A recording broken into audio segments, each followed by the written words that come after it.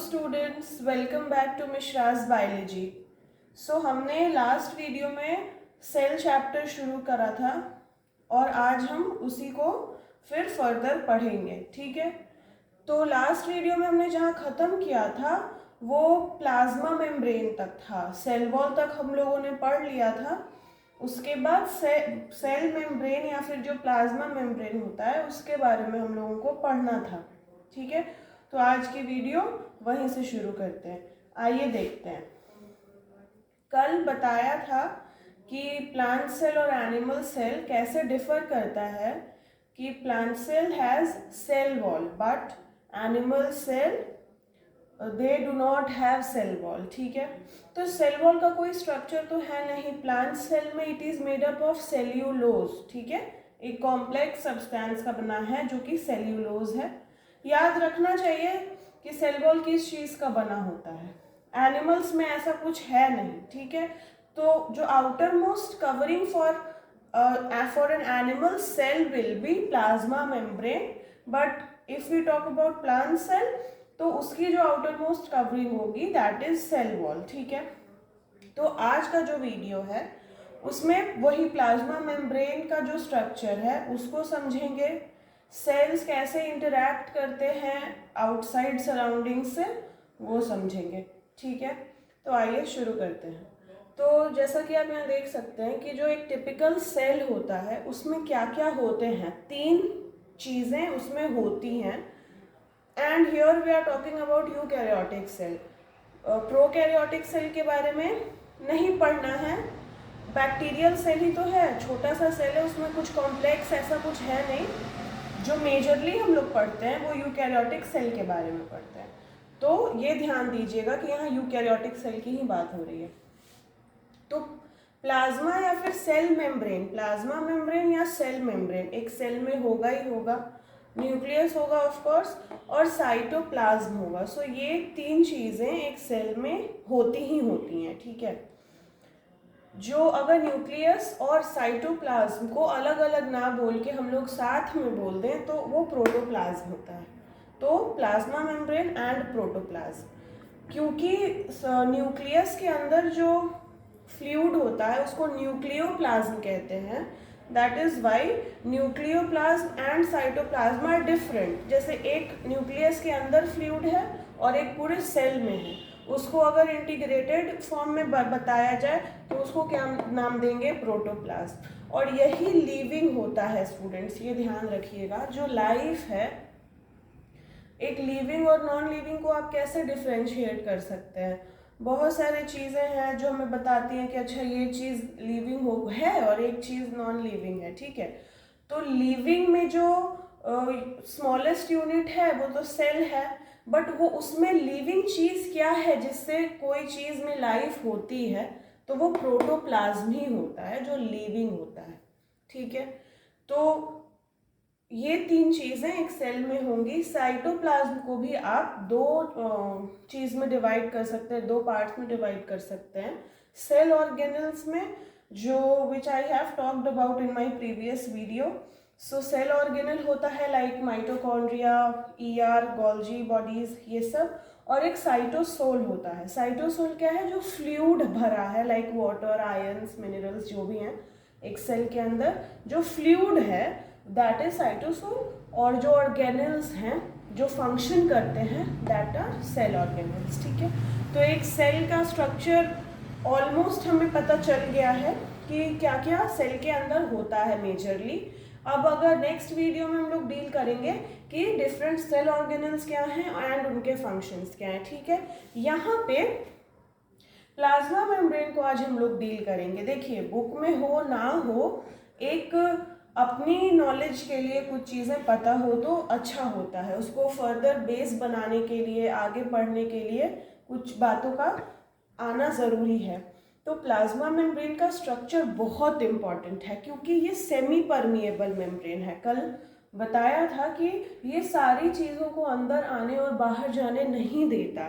यही वो कवरिंग है सेल की, जो कौन सी चीज़ें अंदर आएंगी और कौन सी चीज़ें बाहर जाएंगी इसको गवर्न करता है। तो आखिर इसमें ऐसा क्या है और ये किन स्टेप्स के को लेकर किसी भी चीज़ को अंदर या बाहर करने देता है, वो एक इम्पॉर्टेंट टॉपिक ऑफ डिस्कशन हो सकता है। तो सबसे पहले हमको देखना होगा कि प्लाज्मा मेम्ब्रेन बना क्या है और किस चीज़ का बना है। तो first of all, what is plasma membrane? So it is the outer most covering of the cell, outer most in case of animal cell. In case of plant cell, the outermost covering is the cell wall. Okay, I think you all know this. So, outermost covering of a cell that separates the content of cell from the outside environment. ठीक है, मतलब क्या कि बाहरी environment से जो cell को बचाता है या अलग करता है, that is plasma membrane only. ठीक है, फ्लेक्सिबल होता है, सेल वॉल रिजिड है, एक सेल को एक रिजिडिटी देता है cell wall, but plasma membrane fluid की तरह है, तो इसमें फ्लेक्सिबिलिटी होती है. ठीक है, बना किस चीज़ का होता है स्टूडेंट्स, यही सबसे इम्पोर्टेंट है, ये लिपिड और प्रोटीन का बना होता है. ठीक है, बायोमॉलिक्यूल्स में या फिर जो भी इम्पॉर्टेंट चीज़ें हैं एक लिविंग को लिविंग रखने के लिए, जो फूड हम बाहर से लेते हैं वो या तो कार्बोहाइड्रेट लेते हैं, प्रोटीन लेते हैं या फैट लेते हैं. यही 3 मेजर कंपोनेंट्स होते हैं फूड के, और यही बेसिस है लाइफ का. आपके बॉडी में जो मेजर चीज़ें हैं वो इन्हीं से बनती हैं. तो सेल जो प्लाज्मा मेम्ब्रेन है या जो सेल मेम्ब्रेन है वो लिपिड और प्रोटीन का बना होता है. ये जो थियोरी है ये किसने दी थी? तो सिंगर एंड निकोलसन नाम के 2 साइंटिस्ट या बायोलॉजिस्ट आप कह सकते हैं. जैसे बहुत सारी थियोरीज निकल के आई. देखिए 1950s वाला जो टाइम था, इलेक्ट्रॉन माइक्रोस्कोप तभी इन्वेंट हुआ था, राइट? तो इलेक्ट्रॉन माइक्रोस्कोप के इन्वेंशन से बहुत सारी चीज़ें क्लियर होने लगी कि एक सेल के अंदर होता क्या है एग्जैक्टली. बिकॉज इलेक्ट्रॉन माइक्रोस्कोप जब नहीं था तो सिर्फ एक रैंडम गेस हो पाता था, क्योंकि सिंपल माइक्रोस्कोप से वो नहीं दिखता. ठीक है, तो ज़्यादा चीज़ें क्लियर होने लगी कि अच्छा ये सेल ऑर्गेनल्स है, इतने टाइप्स के सेल ऑर्गेनल्स हैं, प्लाज्मा मेम्ब्रेन इस तरह का बना होता है, ये कैसे रेस्ट्रिक्ट करता है कुछ चीज़ों को अंदर आने से बाहर जाने से. सो ये सारी चीज़ें उस एरा में क्लियरली पता चलने लगी. तो बहुत सारी थियोरीज आई, बट जो सबसे ट्रस्टेड और सबसे सही जो थियोरी मानी जाती है वो फ्लूइड मोज़ाइक मॉडल ही मानी जाती है. ठीक है, इसको किसने दिया था? सिंगर एंड निकोलसन नाम के साइंटिस्ट थे. इन्होंने क्या बताया कि प्लाज्मा मेम्ब्रेन जो है वो प्रोटीन और लिपिड का बना हुआ है. ठीक है, जिसमें जो बेस है वो तो लिपिड का है. ठीक है, बट उसमें मोज़ाइक की तरह, मोज़ाइक कैसे कह सकते हैं, जैसे आपने फ्लोरिंग अगर घर की देखी होगी तो उसमें मोज़ाइक मार्बल या फिर मोज़ाइक वो फ्लोरिंग की जाती है, जिससे मोज़ाइक वाले जो टाइल्स होते हैं उसको मोज़ाइक कहते हैं. तो जो बेस है वो लिपिड का है, लेकिन मोज़ाइक की तरह उसमें प्रोटीन्स इम्बेडेड होते हैं. ठीक है, तो मेजर क्या है? लिपिड है और उसमें प्रोटीन्स इम्बेडेड होते हैं. तो प्लाज्मा मेम्ब्रेन लिपिड और प्रोटीन का बना होता है, एंड उसमें लिपिड की बाई लेयर होती है, 2 लेयर्स में होता है. अब ऐसा क्यों होता है देखिए, आप समझिएगा. ये एक सेल है, इसके चारों ओर इंटरस्टिशियल फ्लूइड है. ठीक है, वाटर मिनरल, मतलब थोड़ा सा thick kind of a fluid होता है अगल बगल, जैसे ब्लड भी फ्लो करता है. ब्लड पे भी मेरा एक वीडियो बना होगा, आप चाहें तो देख सकते हैं. ब्लड डायरेक्टली सेल को टच नहीं करता, जिसमें closed respiratory system, closed circulatory system present है. वैसे लिविंग ऑर्गेनिजम्स में जो ब्लड वेजल्स हैं वो होते हैं. ब्लड डायरेक्टली सेल को टच नहीं करता है. ऐसा मत सोचिएगा कि सेल में जो ब्लड है वो पूरी तरह से इमर्स होगा, ऐसा नहीं होता. एक चैनल के थ्रू फ्लो करता है, तो उसमें ब्लड से जो न्यूट्रिएंट्स वगैरह आने होते हैं वो इसी इंटरस्टिशियल फ्लूइड की के वजह से वो सेल के अंदर आ पाते हैं. तो ये मान लीजिए ये इंटरस्टिशियल फ्लूइड हो गया एक सेल के अगल बगल. सेल के अंदर भी वाटर है ना, वाटर ही तो बेस है. जो फ्लूइड है उसमें मेजर पोर्शन तो वाटर का ही है. तो जो लिपिड होता है ना वो ऐसा दिखने में होता है. ठीक है, ये फॉस्फोलिपिड का एक छोटा सा डायग्राम है, उसमें ये वाला जो ग्रुप है वो फॉस्फेट का ग्रुप है और ये जो टेल वाला पोर्शन है वो फैटी एसिड है। अब ये जो ऊपर वाला पोर्शन है फॉस्फेट का, ये हाइड्रोफिलिक है। फिलिक और फोबिक आई होप आपको पता होगा। फिलिक मतलब किसी भी चीज को लव करने वाला और फोबिक मतलब उससे डरने वाला। तो ये हाइड्रोफिलिक है मतलब वाटर लविंग है ये। और नीचे वाला पोर्शन लिपोफिलिक है मतलब लिपिड लविंग है, ठीक है। तो लिपोफिलिक का मतलब कि ये हाइड्रोफोबिक हुआ, लिपिड्स को लव करता है बट वाटर से डरता है या हेट करता है, उनको पसंद, उससे फोबिया है इसको। तो ये वाला जो पोर्शन है अगर ये सेल के अंदर इम्बेड हो जाए, आप बताइए, तो वाटर से तो इसका डायरेक्ट कांटेक्ट हो जाएगा? नहीं हो जाएगा, ये अंदर वाटर है और सिर्फ अगर एक ही लेयर रहता तो इसमें टच कर देता ना वाटर, बट ये तो वाटर हाइड्रोफोबिक है, ऐसा नहीं होना चाहिए। तो क्या होता है, दो लेयर बना दिए जाते हैं।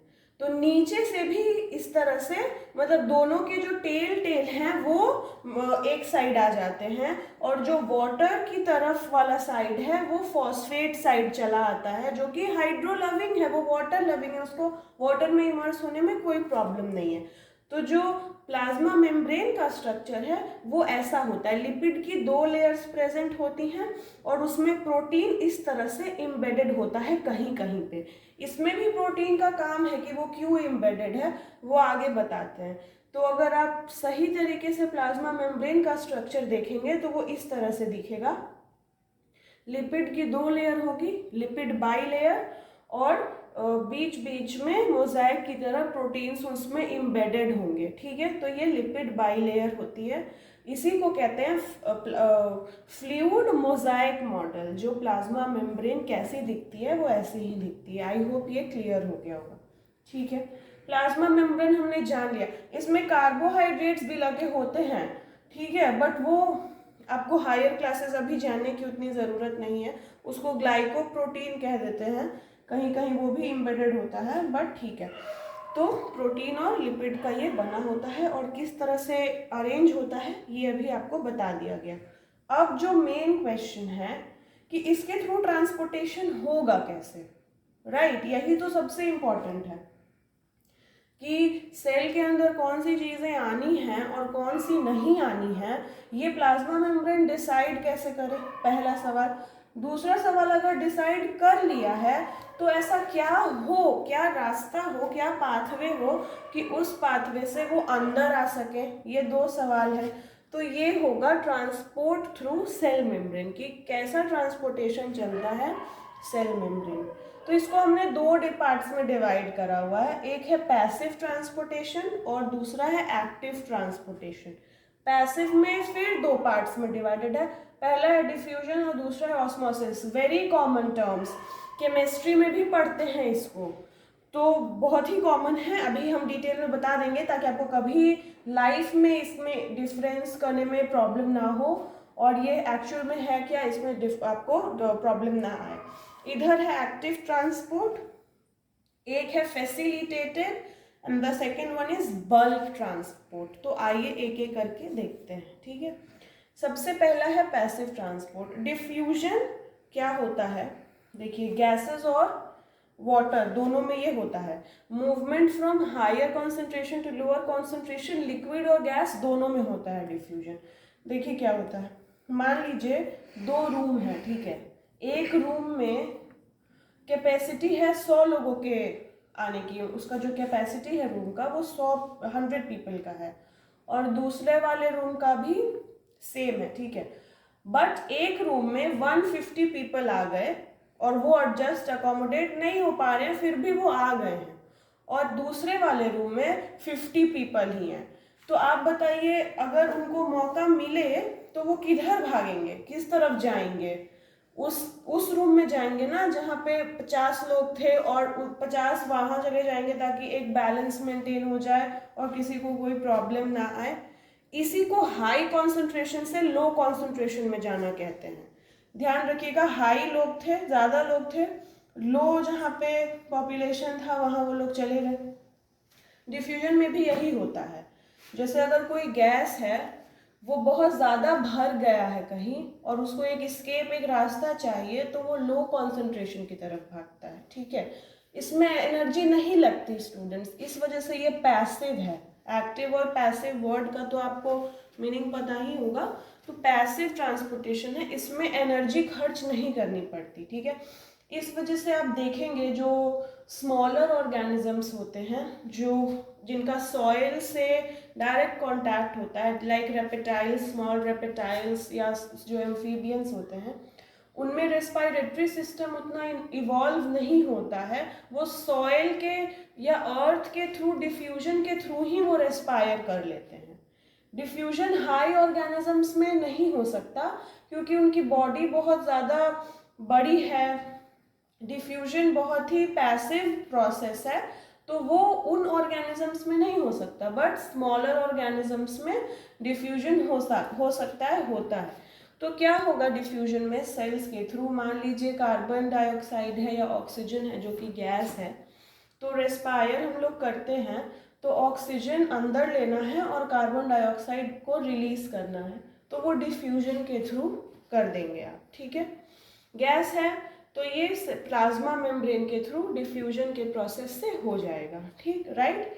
अब ऑस्मोसिस देखिए, सेम है, डिफ्यूजन की तरह ही है, बट एक फर्क है, ये वाटर के साथ होगा, गैस के साथ ऑस्मोसिस नहीं होता, ठीक है। मूवमेंट ऑफ वाटर, और ये भी हाई कॉन्सेंट्रेशन से लो कॉन्सेंट्रेशन ही जाता है। पैसिव है ना, आपको एनर्जी नहीं खर्चनी। एक्टिव में आपको एटीपी जो आपका करेंसी है एनर्जी का वो लगेगा, लेकिन पैसिव में वो चीज़ नहीं होती, ठीक है। तो डिफ्यूजन और ऑस्मोसिस समझ में आ गया होगा। ऑस्मोसिस में देखिए हाइपोटोनिक और हाइपरटोनिक को लेके बहुत कन्फ्यूजन होता है। तो एक केस में होता है कि सॉल्यूट ज़्यादा हो जाता है सॉल्वेंट से, जैसे कि किशमिश आप पानी में अगर डाल के रख दें तो देखेंगे रात भर छोड़ दे तो सुबह उठ के वो श्रिंक नहीं करता, वो स्वेल कर जाता है। जो किशमिश होते हैं वो स्वेल कर जाते हैं, क्यों? क्योंकि किशमिश के अंदर जो वाटर कंटेंट है वो कम है ना। इन्वायरमेंट जो आप किसी भी वेजल में जो वाटर आपने रखा है उसमें वाटर कंटेंट ज़्यादा है एज कम्पेयर टू किशमिश या रेसिन्स, तो वहाँ से वाटर रेसिन के अंदर आ जाता है, ठीक है। और यही चीज़ अगर आप उस वाटर को सॉल्ट सोल्यूशन बनाते हैं तब आप रेसिन या किशमिश को रखते हैं, तो देखिएगा वो श्रिंक कर जाएगा। ऐसा क्यों? क्योंकि अब किशमिश के अंदर वाटर कंटेंट ज़्यादा हो गया है, तो वो क्या करेगा, वो बाहर से वाटर नहीं लेगा, बाहर वाटर देगा, ठीक है, तो वो श्रिंक कर जाएगा। यही डिफरेंस है हाइपरटोनिक और हाइपोटोनिक में। और आइसोटोनिक क्या है? सॉल्यूट और सॉल्वेंट का जो लेवल है वो सेम होता है। तो पैसिवली अगर प्लाज्मा मेम्ब्रेन को कुछ अंदर लेना है या कुछ बाहर भेजना है, लाइक गैसेस या लिक्विड, सिंपल, तो वो डिफ्यूजन और ऑस्मोसिस के प्रोसेस से कर लेता है। एक एग्जांपल देते हैं, रेस्पिरेटरी सिस्टम जब आपको पढ़ाएंगे तो एल्वियोलाई से गैसियस एक्सचेंज होता है ऑक्सीजन का ब्लड के थ्रू और कार्बन डाइऑक्साइड का, वो डिफ्यूजन से ही होता है, ठीक है। एल्वियोलाई हाईली वैस्कुलर और हाईली, उसमें ब्लड सप्लाई बहुत ज़्यादा होती है और वो ऑक्सीजन को, जैसे उसमें ज़्यादा एनर्जी ना खर्चनी पड़े और ज़्यादा से ज़्यादा ऑक्सीजन ब्लड में आ जाए, उसका एल्वियोलाई में जो ब्लड वेसल्स है उसमें ज़्यादा से ज़्यादा ऑक्सीजन ट्रांसफ़र हो जाए, इस प्रोसेस में डिफ्यूजन हेल्प करता है। तो जो ऑक्सीजन का एक्सचेंज है या कार्बन डाइऑक्साइड का एल्वियोलाई में, वो डिफ्यूजन के थ्रू होता है। ऑस्मोसिस में जैसे डायलिसिस होता है ना, किडनी डायलिसिस जो करते हैं, जिनकी किडनी काम करनी बंद कर देती है, वो लोग आर्टिफिशियल किडनी या डायलिसिस का हेल्प लेते हैं। तो वो डायलिसिस लिक्विड से हो रहा है, ब्लड है ना, लिक्विड है, ठीक है, और ये सिर्फ लिक्विड में ही होगा। तो लिक्विड में तो किडनी डायलिसिस में ऑस्मोसिस प्रोसेस को यूज़ करते हैं। तो आई होप ये दोनों आपको आज क्लियर हो गया। अब आते हैं एक्टिव ट्रांसपोर्ट में। तो एक फैसिलिटेटेड ट्रांसपोर्ट है। देखिए अभी तो क्या इसमें एक्टिव है ना, तो एनर्जी लगेगी आपकी, एटीपी आपको खर्चना पड़ेगा, पैसिव नहीं है। और जब भी कोई चीज़ एक्टिव हो रही हो स्टूडेंट्स तो ध्यान रखिएगा अगेंस्ट द कॉन्सेंट्रेशन ग्रेडियंट जाएगी, मतलब ये हाई से लो दोनों जा रहे थे तो क्यों ही एनर्जी लगना, ये तो नेचुरली जाएगा ही, बट ये लो से हाई की तरफ जाती है, ठीक है। जैसे अगेंस्ट द ग्रेविटी ही आपको जाना हो तो एनर्जी ज़्यादा खर्चनी पड़ती है, वैसे ही अगर हाई से लो तो जाएगा ही, लो से अगर आपको हाई जाना होता है ना तो एनर्जी आपको ज़्यादा लगानी पड़ती है, और यही फैसिलिटेटेड ट्रांसपोर्ट में होता है। जैसे इसमें क्या होगा, तो ये जो प्रोटीन्स आपको प्लाज्मा मेम्ब्रेन में दिख रहे हैं ना, ये रास्ता बना लेंगे, चैनल बना लेंगे। आपने सोडियम पोटेशियम पंप के बारे में सुना होगा, नहीं सुना तो आज सुन लीजिए। सेल मेम्ब्रेन में पंप लगा होता है सोडियम पोटेशियम का, ये आपको बताएंगे जब लोकोमोशन एंड मूवमेंट पढ़ाएंगे, उसमें जो सेल कॉन्ट्रैक्शन मसल कॉन्ट्रैक्ट जो करता है या मसल पुल, जैसे हम लोग जिसके वजह से चल पाते हैं और डिफरेंट एक्टिविटीज़ कर पाते हैं मसल के कॉन्ट्रैक्ट और रिलैक्स होने से, उसमें सोडियम पोटेशियम पंप का काम आता है। तो वो जो सोडियम पोटेशियम पंप सेल्स में लगे हैं या एक्वापोरिन्स हैं, ये सारे टर्म्स अभी समझ में नहीं आएंगे, जब डील करेंगे चैप्टर तो अच्छे से समझाएंगे। अभी बस ये समझिए कि इसमें एनर्जी लगती है और ये उल्टे रास्ते जाता है, ये लो से हाई की तरफ जाता है, ठीक है। तो इसमें एनर्जी आपको खर्चनी पड़ेगी। नेक्स्ट है bulk transport, endocytosis and exocytosis, ये टर्म्स आप ध्यान दीजिए। अमीबा का नाम सुना है, वो किस तरह से अपने फूड को कैप्चर करता है, एक अपना स्यूडोपोडिया निकालता है, ठीक है, फॉल्स फूट जिसको कहते हैं, दिखने में लगता है कि पैर है बट है नहीं, वो उसको इनलार्ज कर लेता है, जैसे अमीबा ऐसे है, ठीक है, ये अमीबा है, तो ये अपना एक फॉल्स फूट निकालेगा, ठीक है, फिर इसको अंदर ले लेगा और जो भी उसको फूड इनटेक करना होगा वो इसमें चला आएगा और फिर वो इस रास्ते को बंद कर देगा और फिर अपने आप का शेप बदल देगा। अमीबा का डायग्राम सबसे इजी है, जो आपके पेन से बन गया वो अमीबा, राइट।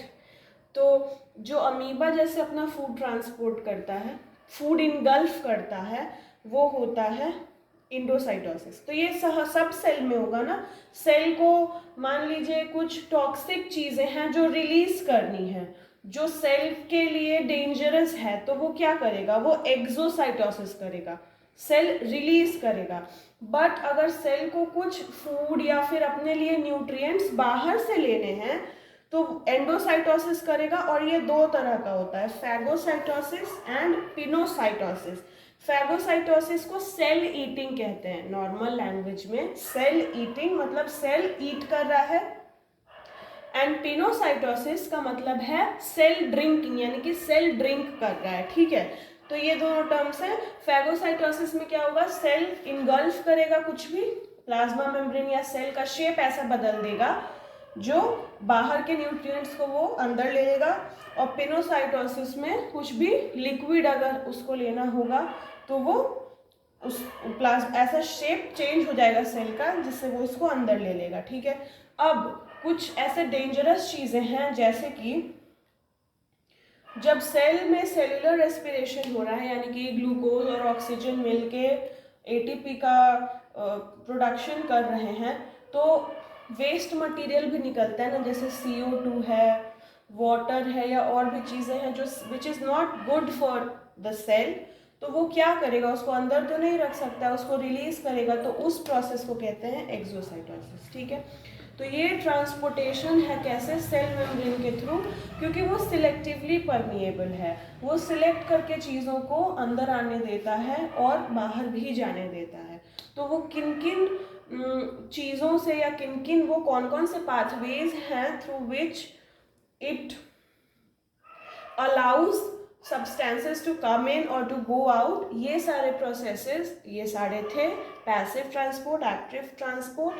पैसिव फिर दो चीज़ों में डिवाइडेड था, एक्टिव फिर दो टर्म्स में डिवाइडेड था, ठीक है।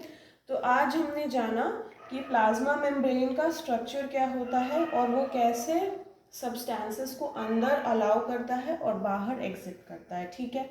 ये मेजर चीज़ थी, ठीक है। इसके बाद बस बच जाता है जो सेल ऑर्गेनल्स हैं बुक में जो दिया है, like mitochondria, endoplasmic reticulum, vessels, vacuoles, lysosome, इनका फंक्शन और इनके शेप ये नेक्स्ट वीडियो में हम करा देंगे। इसके बाद आपका सेल चैप्टर ख़त्म हो जाएगा, ठीक है। आई होप आपकी आज की क्लास आपके लिए हेल्पफुल रही होगी। अगर रही तो प्लीज़ लाइक, शेयर और सब्सक्राइब कीजिएगा मेरे चैनल को, और कमेंट करके ज़रूर बताइएगा कि कैसा पढ़ाया, या फिर आपको समझ में आया कि नहीं, was it helpful to you और not. So please write in the comment section and do like, share and subscribe to my channel. Thank you.